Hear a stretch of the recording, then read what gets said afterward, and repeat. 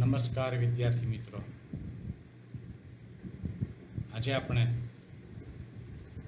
ધોરણ 12 અર્થશાસ્ત્ર વિષયની અંદર પ્રકરણ 4 જે અહીંયા આપ્યું છે બેન્કિંગ અને નાણાકીય નીતિ, આની આપણે થોડી ચર્ચા કરવાની છે.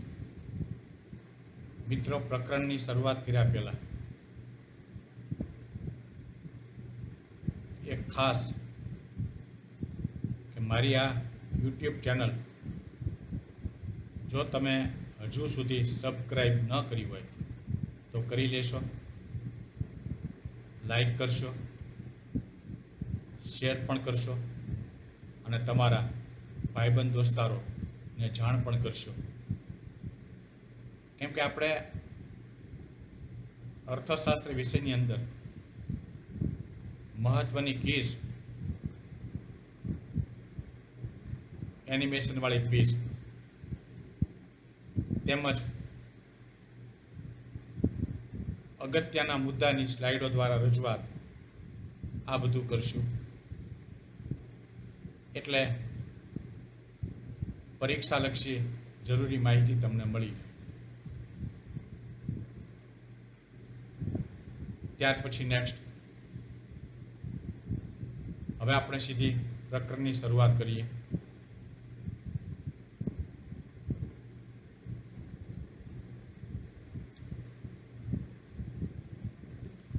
જો મિત્રો, અહીંયા બેંકોનો ઉદ્ભવ અને અર્થ એવું લખેલું છે.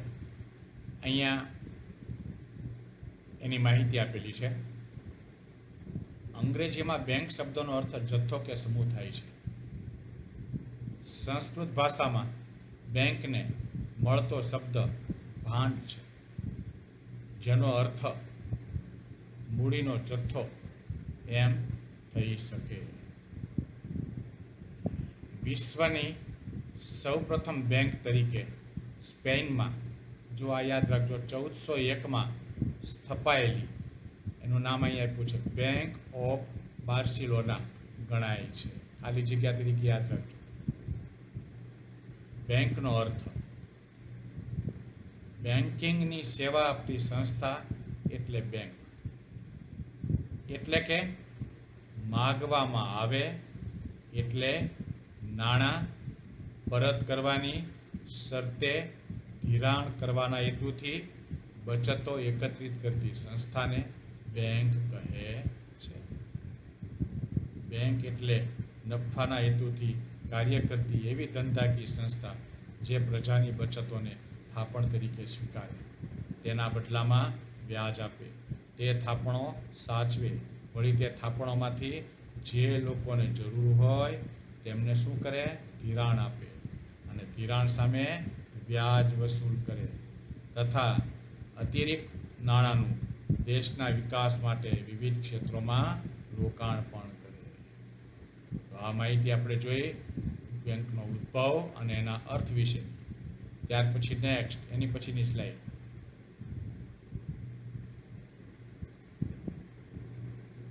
અહીંયા બેંકોનું વર્ગીકરણ એમ લીધું છે. જો ઉપર બેંકોનું વર્ગીકરણ અહીંયા આ મુદ્દા. સામાન્ય રીતે બેંકો બે પ્રકારની હોય છે: વાણિજ્ય / વેપારી બેંક અથવા મધ્યસ્થ બેંક. વેપારી બેંક અથવા તો મધ્યસ્થ બેંક. આ પ્રકરણમાં વેપારી બેંક અને મધ્યસ્થ બેંકની ચર્ચા કરેલી છે, પણ આપણે આ જે સ્લાઇડ અત્યારે તમે જુઓ છો એમાં માત્ર વેપારી બેંક વિશેની ચર્ચા કરશું અને એની પછી જ્યારે પાછા આપણે ભેગા થશું ત્યારે મધ્યસ્થ બેંક વિશે આની ચર્ચા એની પછીના લેક્ચરમાં કરશું. અત્યારે માત્ર અને માત્ર વેપારી બેંક વિશે ધ્યાન રાખવાનું છે.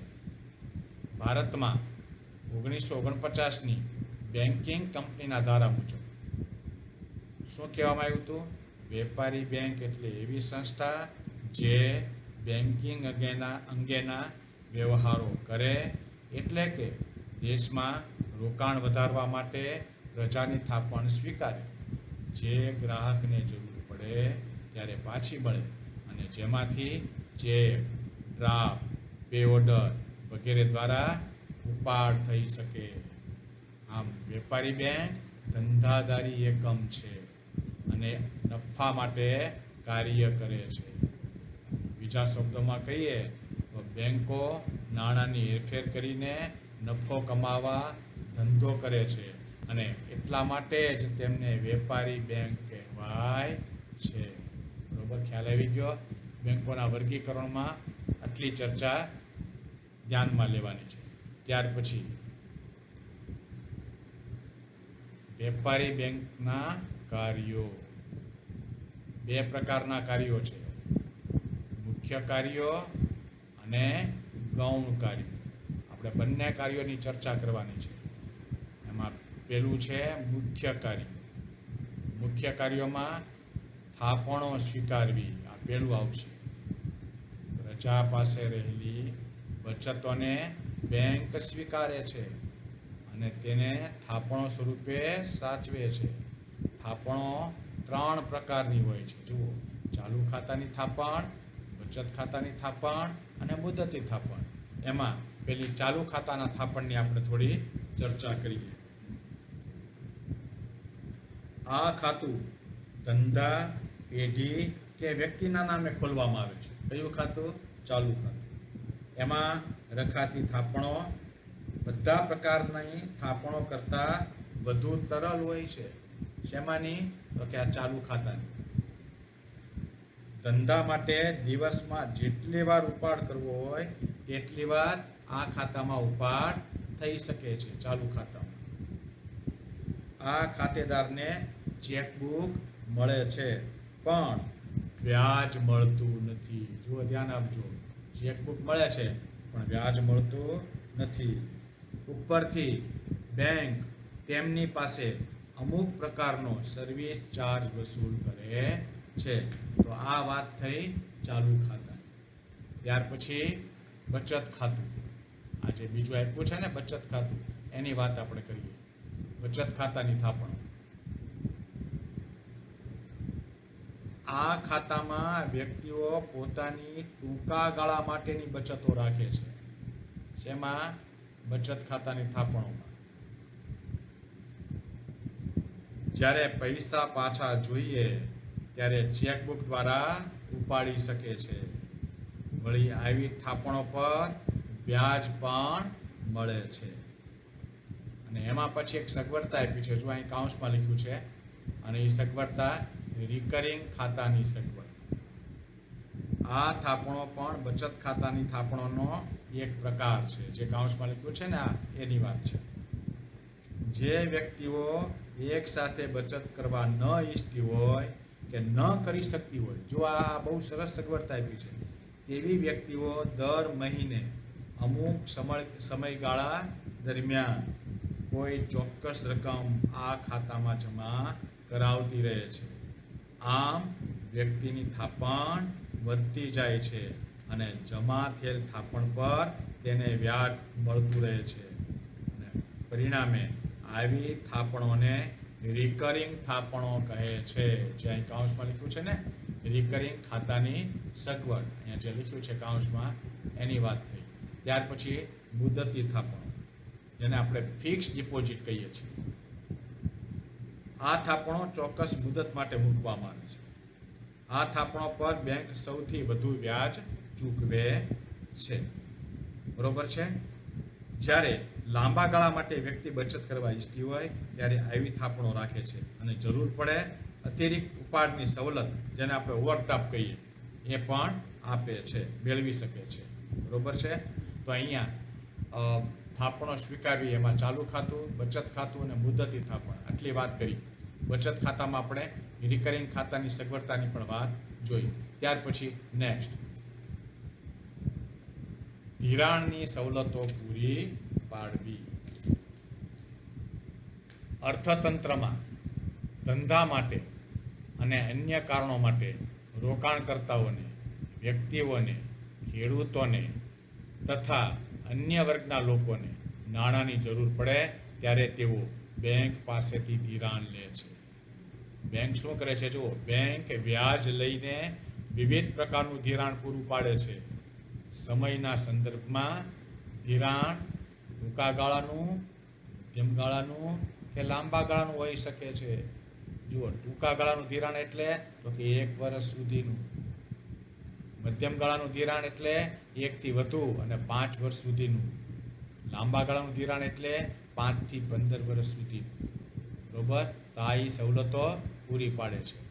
ત્યાર પછી ચૂકવણી અને ઉપાડની સવલતો પૂરી પાડવાની કામગીરી. બેંક ગ્રાહકોને સરળતાથી નાણાંની ચૂકવણી અને ઉપાડની સવલત વિવિધ રીતે પૂરી પાડે છે. જેમાં ચેક, ઉપાડ ચિઠ્ઠી, draft, pay order, debit card, credit card, ATM, internet banking, આ બધી સુવિધાનો સમાવેશ થાય છે. બરોબર છે? કઈ કઈ સુવિધા જુઓ? ચેક, ઉપાડ ચિઠ્ઠી, draft, pay order, debit card, આ બધી સુવિધાઓ. બરોબર? અને એની પછી આપ્યું છે શાખ સર્જનની કામગીરી. બરોબર? નાણાંનો પુરવઠો નાણાંની માંગને અનુરૂપ રહે તે માટે બેંકો શું કરે છે? શાખ સર્જન કરે છે. આ કામગીરી પણ એની મુખ્ય છે. બરોબર? ત્યાર પછી નેક્સ્ટ, આંતર બેન્કિંગ વ્યવહારો કરવા. આ મુખ્ય કાર્ય છેલ્લું. એક બેંક બીજી બેંકને લાંબા કે ટૂંકા ગાળા માટે ધિરાણ પૂરું પાડતી હોય છે. ટૂંકા ગાળાનું ધિરાણ એક બેંક બીજી બેંકને મધ્યસ્થ બેંક દ્વારા આપે છે અને આને કોલ મની કહેવાય છે. તેની ઉપર લેવાતા વ્યાજના દરને કોલ મની રેટ કહેવામાં આવે છે. આ બે શબ્દ યાદ રાખજો, કોલ મની અને કોલ મની રેટ. ત્યાર પછી છેલ્લો મુદ્દો, વેપારી બેંકના ગૌણ કાર્યો. ઓલા કયા હતા? મુખ્ય. હવે કયા આવ્યા? ગૌણ. બરોબર? આ ઉપરાંત આ કાર્યો પણ બેંક કરે છે. જુઓ, બે આપ્યા છે. ગ્રાહકના એજન્ટ તરીકે તથા ઉપયોગી સેવાઓ પૂરી પાડવાનું કાર્ય અને પછી બદલાતા સમય સાથે આધુનિક સેવાઓ પૂરી પાડવાનું કાર્ય. આ બે કાર્ય પણ એ કરે છે. આમાં પેલું આપણે જોઈએ, ગ્રાહકના એજન્ટ તરીકે. બેંક તેમના ગ્રાહકોને વિવિધ સેવાઓ પૂરી પાડે છે. કેટલીક આર્થિક પ્રવૃત્તિઓ માટે બાંયધરી આપે છે. વળી ક્યારેક બેંકો કરવેરાના ચલણો ભરવાની વગેરે સુવિધાઓ પણ ગ્રાહકને આપે છે.